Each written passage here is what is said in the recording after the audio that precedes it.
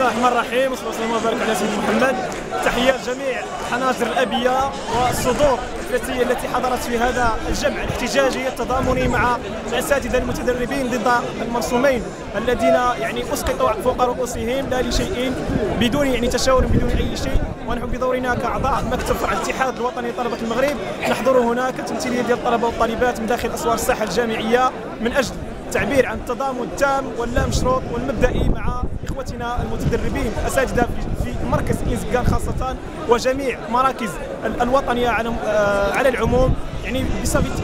من هذا الموقع ومن هذا المنبر نؤكد جميع الهيئات وجمعيات المجتمع المدني وندعوهم كذلك للتضامن ولتكثيف وتوسيع رقعة الاحتجاجات من داخل هذا الوطن الجريح في كل المراكز والتضامن مع الاساتذه المتدربين من اجل رد وصد وردع هذه السياسات الهوجاء، السياسات الفوقيه كما يقال او كما هي في ماهيتها، فوقيه لا تشاور الاستاذ لا في شيء ولا لا في اولها ولا في اخرها.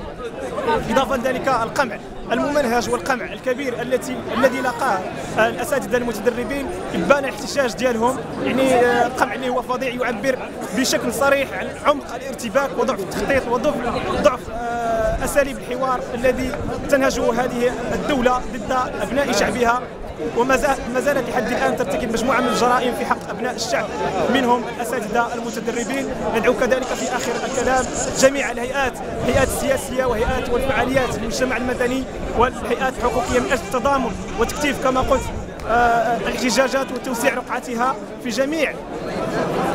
جميع هذا الوطن الجريح. ندعو كذلك عموم الطلبه والطالبات للوقوف جنبا الى جنب من اجل صد هذا المرسومين، لاننا كلنا معنيون بهذا التهكم على حقوق الجماهير الشعبيه. وتحيه في اطار السلام عليكم.